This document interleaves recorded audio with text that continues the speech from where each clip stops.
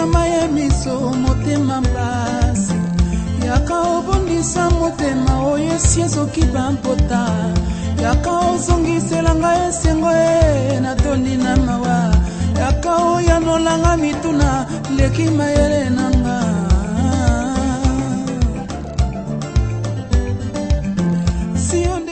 Alléluia, alléluia. Seigneur, merci pour ce moment de la parole. Accepte de bénir tous ceux qui vont nous suivre. Nous bénissons l'équipe technique. Nous voulons que la grâce, la paix de Dieu domine ces studios qui nous reçoivent pour la gloire de Jésus-Christ. Amen. Bienvenue, chers frères et sœurs, à l'instant Cité des Justes. Ce sont les échos de la Cité des Justes. Cette bonne parole, l'exhortation qu'il vous faut en des moments comme celui-ci. Ces jours, je ne sais pas à quelle heure vous allez nous suivre, je vous dis shalom. La paix du Seigneur sur vous. En Christ, nous sommes bénis, en Christ, nous sommes consolés. Aujourd'hui, Dieu m'a mis à cœur de nous partager sur un thème important que nous avons toujours sous nos lèvres, mais des fois que nous ne savons pas manager pour y arriver.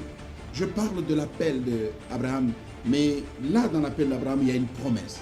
Et de cette promesse dont nous allons parler ce jour. Je parle, c'est dans Genèse chapitre 12e, verset 12, que dis-je, Genèse 12, verset 2e. La Bible dit, « Je ferai de toi l'ancêtre d'une grande nation. Je te bénirai, je ferai de toi un homme important, et tu deviendras une source de bénédiction pour d'autres. Je bénirai ceux qui te béniront et je maudirai ceux qui te maudiront. » Alléluia.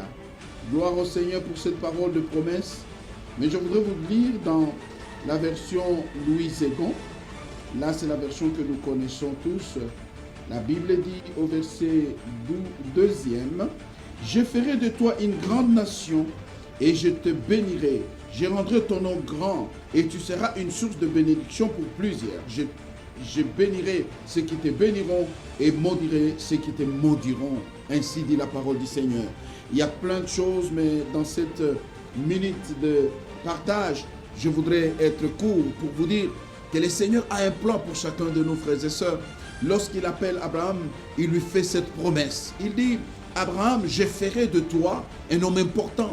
Je rendrai ton nom grand. » Ici, je pense que tout homme qui vit sur terre a besoin d'être grand, a besoin de la grandeur. Mais la grandeur a un chemin. Le premier chemin, c'est que, au verset 1er, il dit, « Je te dis de quitter et d'aller là où je vais te dire. » Premier principe, il faut être un enfant obéissant pour que Dieu t'amène à la grandeur. La grandeur a un prix. Le prix, c'est l'obéissance à la parole de Dieu. L'obéissance à Christ, la fuite des coutumes et des traditions de son pays. Il lui dit, tu iras là-bas, mais fais une chose. Quitte ta patrie, quitte ta nation, quitte ton village, quitte ta tribu. Et alors tu deviendras grand. Ça m'étonne aujourd'hui, surtout chez nous, en République démocratique du Congo, où certaines personnes pensent devenir grands en étant tribalistes. Oh, c'est dommage. Ou d'autres personnes pensent devenir grands en bafouant les principes sacro-saints de la parole de Dieu. Les principes qui amènent les gens à la grandeur. C'est les principes de la crainte de Dieu. C'est les principes du respect des autres. Mais c'est le principe de respect de tout ce qui est sacré. C'est qu'on appelle, dans la Bible, quand vous lisez, on dit Job était un homme pieux. Il craignait Dieu. La crainte de Dieu, la piété est différente de la crainte de Dieu. La piété, c'est le respect de tout ce qui est sacré. Un homme qui respecte les autres serviteurs de Dieu. Un homme qui respecte ce qui est sacré. L'État congolais, par exemple, pour chez nous, il respecte ceux qui sont élevés en dignité. Au Congo, j'ai trouvé une race qui vient de naître, qui pense que pour devenir grand, il faut insulter les grands dans n'importe quel métier. Lorsque vous regardez quel métier, vous allez voir au milieu des journalistes, pour devenir grand, on pense qu'il faut insulter. Il faut manquer du respect aux grands journalistes qui nous ont précédés. Erreur.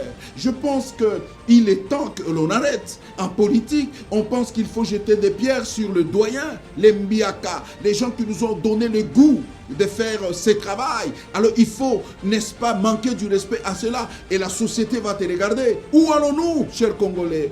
l'inversion de valeurs. Il faut que le Congolais s'élève aujourd'hui pour barrer la route à tous ceux qui bafouent nos valeurs. Les valeurs africaines, les valeurs du Montou, c'est les valeurs du respect de l'autre, c'est les valeurs du droit de l'homme. N'avez-vous pas lu qu'il est écrit, lorsque tu manges avec une grande personne, mets ton couteau sur la gorge. Ça veut dire qu'il y ait des retenues. Un peu de retenue, chers frères et sœurs. Un peu de retenue, chers prophètes, chers pasteurs. Un peu de retenue dans ce que vous faites. Vous voulez devenir grand. J'ai vu des pasteurs qui se sont trompés. Ils se sont trompés parce qu'il a rempli le stade. Il a cru que quand il va aller à la députation, on va le voter. Une fois qu'il tombe, il dit, oh, c'était la corruption. Erreur. Dieu t'a promis de te rendre grand. Pas dans le domaine politique, mais dans le domaine de la foi. Reste fidèle. Ton jour et ton temps viendra.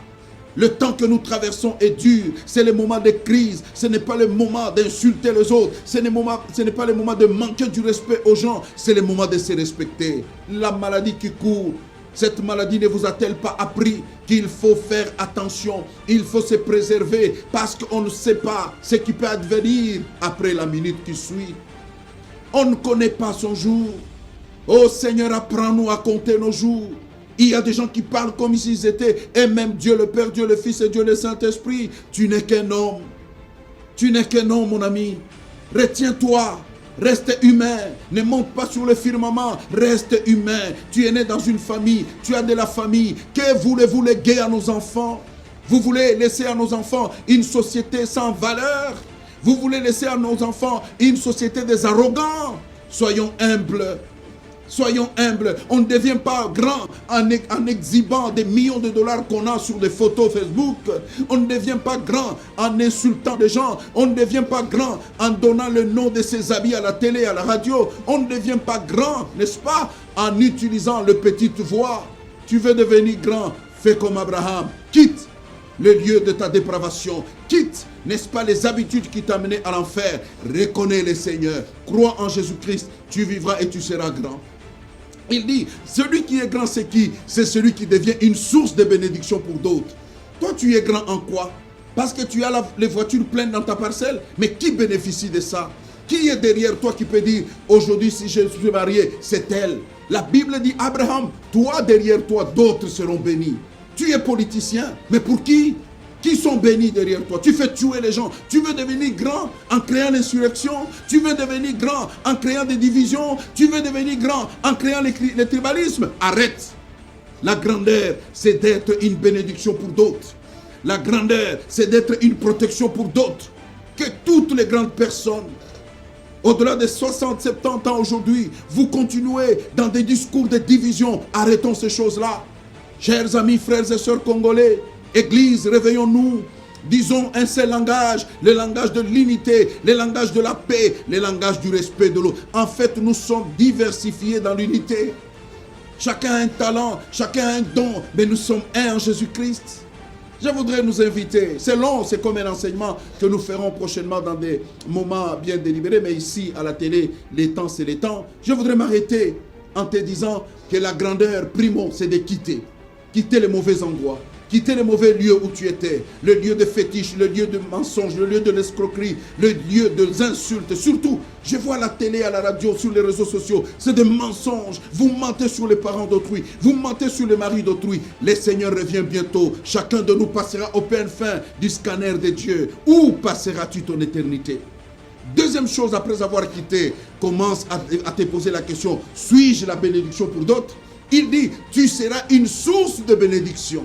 Et troisième principe, c'est alors qu'il viendra ta protection. Il dit, lorsque tu vas quitter le milieu mauvais, lorsque tu vas quitter ta patrie pour m'appartenir, lorsque tu vas faire ces choses, deuxième chose, tu seras une source. Mais quand tu deviens une source, moi je te protégerai. Comment? Il dit, je bénirai celui qui te bénira. Donc fils, tu es protégé. Il dit, il maudira. Je n'ai pas besoin de m'attaquer à ceux qui ne m'aiment pas. Lui-même s'en occupera. Je n'ai pas besoin d'insulter ceux qui ne m'aiment pas. Lui-même s'en occupera. Il te prendra comme sa source cible d'intérêt. Lorsque tu deviens l'intérêt de Dieu, l'intérêt des hommes, Dieu te protège. Tu viens la protection de Dieu, sois une source de bénédiction pour d'autres.